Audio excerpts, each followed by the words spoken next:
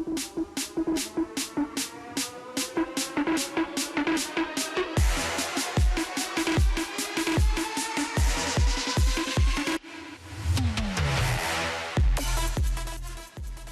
are getting out of the blocks for this Thursday edition of the SportsMax Zone with track and field as we look ahead to the Carifta game set for Trinidad and Tobago on the Easter weekend.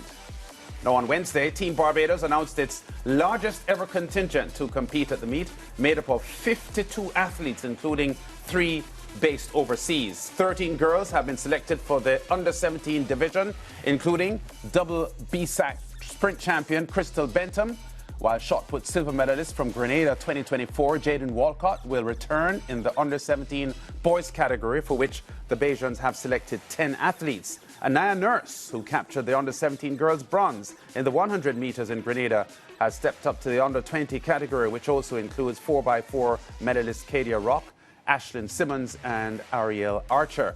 Meanwhile, on the boys' side, Tion Haynes, the long jump bronze medalist from a year ago, leads the under-20 category with triathlon star Finn Armstrong among the 14 athletes. Now, the AAB president, Noel Lynch, is eyeing at least 40 medals for the Republic, and sports journalist Anmar Goodrich-Boyce joins us via Zoom to help us analyse how realistic those hopes are. Anmar, welcome to the SportsMax. So not for the first time. We know that Mr. Lynch was a Carifta champion when he competed back in the mid-70s, and he's having high hopes for this current squad. Is he on target with this projection? Yeah, good evening to you, Lance, Mariah, and Ricardo, and all of the SportsMax family. Yeah, it's always a pleasure to be here. You know that, the president of the Athletics Association of Barbados, Noel Lynch, won a Carifta gold in 1974 in the under-20 boys 100-meter event. And of course, he has big hopes, as you mentioned, for this Barbados team. He did say that the target is 40 medals, but of course, he's not putting any pressure on the team, asking the athletes to go and give up their best. I think this is a quality team, and I'll tell you why, Lance. When we look at the squad and look at the makeup of this team, the likes of Finn Armstrong, Carifta gold in Kingston, Jamaica, 2022. Ashlyn Simmons, 2023 Carifta gold medalist as well.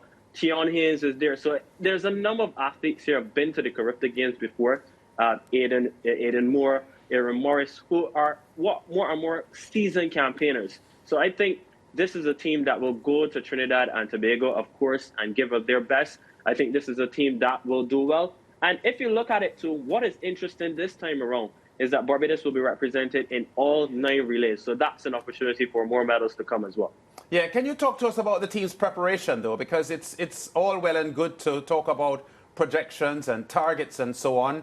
I see there are new plans now for the rebuilding of the National Stadium in Waterford. The Usain Bolt complex has been under some pressure with so many venues, or events being targeted for it. But as the only turf surface or the artificial surface for track and field in Barbados at the moment, did the team have the kind of facilities to prepare it for this meet? Yeah, well, the team has been preparing what the president had done along with the members of the Athletics Association.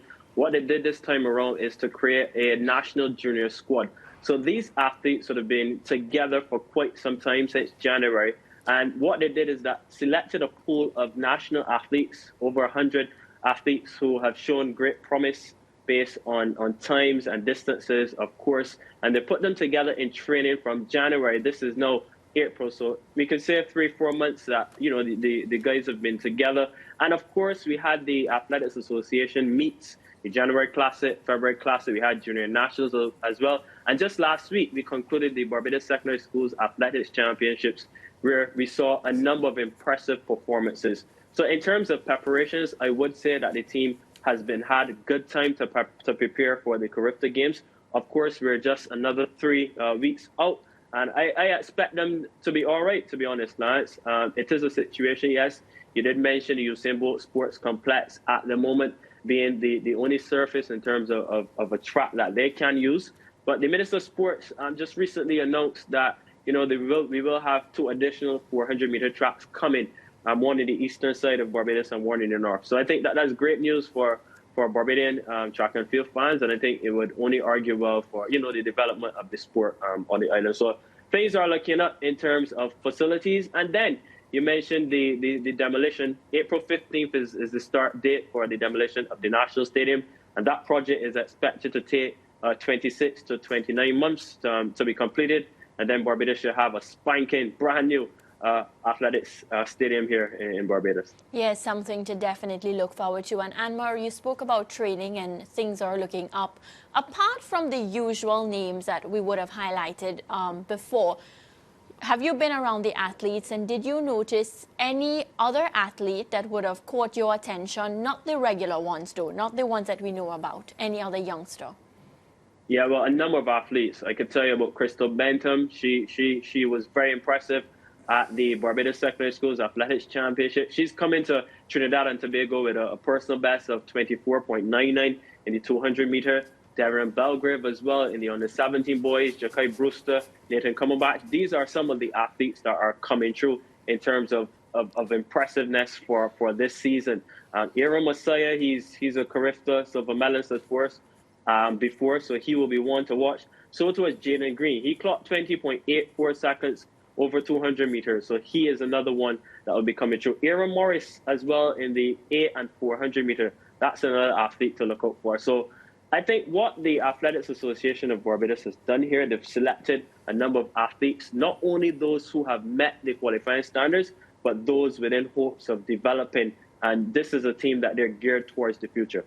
Yeah, and from what you know about the conditions in Trinidad and Tobago, I know we've been getting, daily updates and everything about what's taking place there. How do you feel these athletes will fare when they get to Trinidad and Tobago? Because conditions tend to always play a part as well. Yeah, especially for the distance runners. So people like Finn Armstrong, people like Luke McIntyre, and people like Ashley Simmons, they will be definitely looking at the conditions. The distance runners, they would prefer for outside to be a little bit cooler. So those are conditions that they will worry about. Wind as well, as you know, in track and field, wind is very important, whether you get a negative wind or a positive wind, that's crucial. So I think the conditions in Trinidad, I think it's a very good surface at the Crawford Stadium. And I don't expect that the conditions will be too much of a bother. The head coach yesterday in the team announcement, he said that, they're going to perform and give of their best. And I expect just that in Trinidad for Barbados.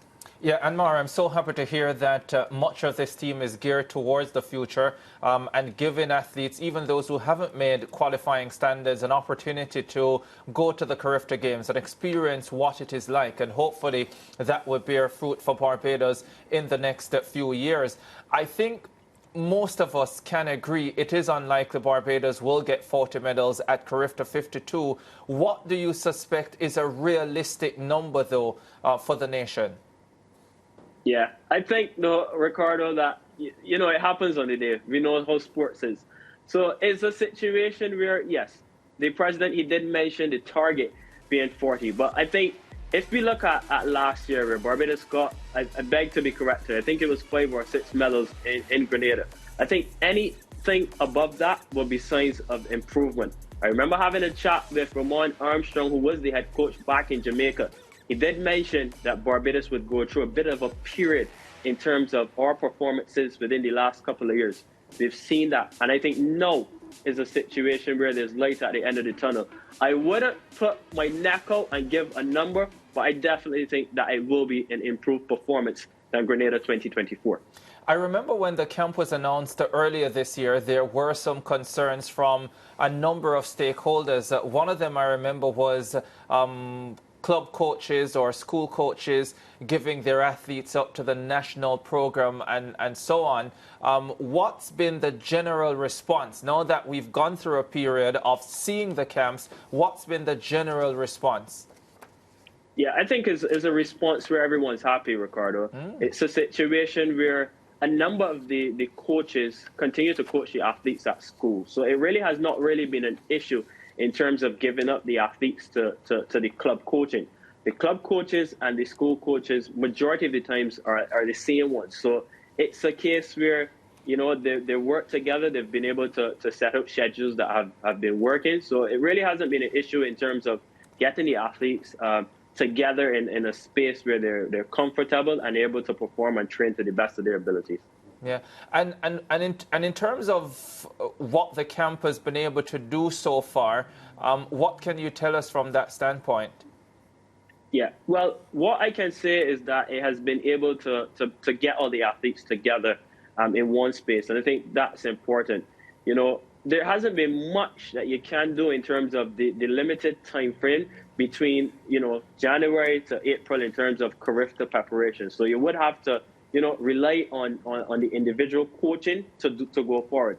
But I have full confidence and full faith in, you know, the coaches here in Barbados, and I think the athletes are ready. We had a question last night at the press conference whether or not there were any fitness issues, and head coach Brian Holder said, you know, he's seen some quality performances from the athletes at BSAP, which just continues, so he's not worried about that at all. Yeah, and what does the preparation look like from here on in? Do they have any more meets, for example? Will they continue in national training, or will the school/club coaches have full control until closer to Carifta? What does that period look like heading in? Well, I would have to speak on experience here, Ricardo. I know what normally happens is we have a bit of a window here, which is now 3 weeks. And I think this is something that works in favor of Barbados. Normally, after our BSAT championships, the Easter weekend falls pretty closely. But this now is a case where we have, like I said, 2-3 weeks for the coaches to work with the athletes. I don't suspect that it will be a lot of hard work in terms of, you know, pressuring the athletes to really go in and, you know, and perform in terms of training. I think the majority of the work will come now in terms of working on the relays, making sure that the baton exchanges are near perfect and going from there. But I think at this crucial stage, with just a couple of weeks to go, it will just be able to tighten up those loose screws at this stage. Yeah, Anmar, I know that Layla Haynes is still 19 years old. Did she not qualify to compete at Carifta this year, or because she's not on the current squad, is she? Yeah, Layla Haynes is too old. She's too old. She's too old. Okay. Yeah. I just remember her just being dominant in those distance races and so on. But yeah, Layla Haynes is a fantastic athlete. Yeah.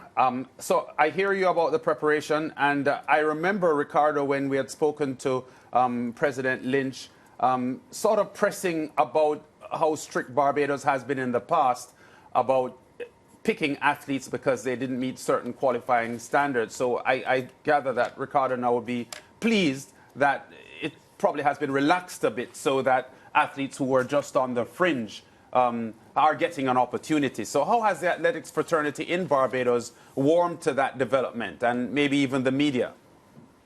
Well, if we look at the standards that the selection committee set for this year, it hasn't been really too far off than 2024, I must say. So it is a case where the Athletics Association has still held high standards for these athletes. We've seen 39 athletes actually hit the standard. Obviously, we've announced a team of 52. But I think that argues well in terms of the development. So the standards have been still pretty high. And what we've seen is so many athletes hitting those standards.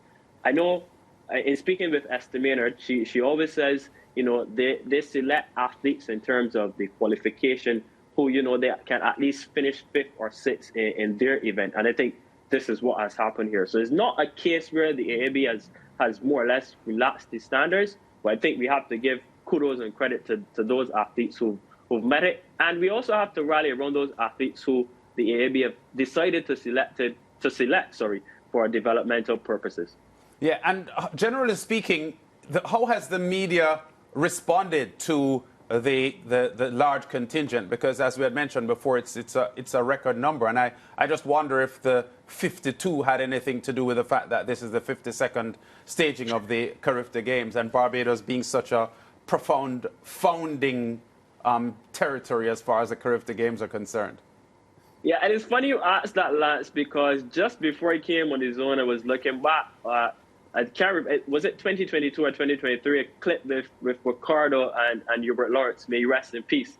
And I remember you be saying that, you know, Barbados was part of the Big Four in terms of Jamaica, Trinidad, you know, and some of the other nations. So I think, look, this is a case where Noah Lynch and the Athletics Association of Barbados, they want to return Barbados to that dominant force in terms of track and field. We've had so many great track and field stars in terms of Carifta, and I think this is a situation where they want to return the country to, to that glory days. What I would say is that the media has responded to it very, very, very well. I would say that a lot of people are happy with the fact that we've selected such a big contingent to these games. And I was even having a chat with one of my colleagues, Jamil Springer, who's heading to Trinidad to cover for the Nation Publishing Company. And it's going to be a bit of a headache to track 52 athletes. We're not accustomed to covering so many. So I know for sure he's going to have a great time.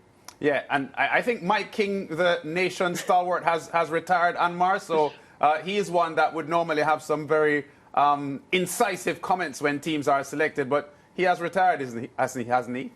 Yeah, your good friend Michael Andrew King, he's retired about 2 or 3 weeks ago, and he's really living his life up, really.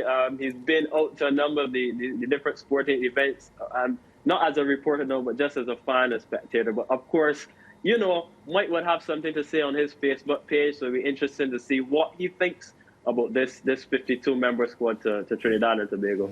All right, Anmar, thanks a lot for linking with us. Great to hear the positive vibes coming out of the track and field fraternity in Barbados. And of course, SportsMax will be live covering the event. So we'll be tracking Barbados and all of the countries competing at the Carifta Games. And we wish every team success. Thanks, man. Thank you so much, Lance. See you, Ricardo and Mariah. All right, we'll be back with more on the SportsMax Zone after this.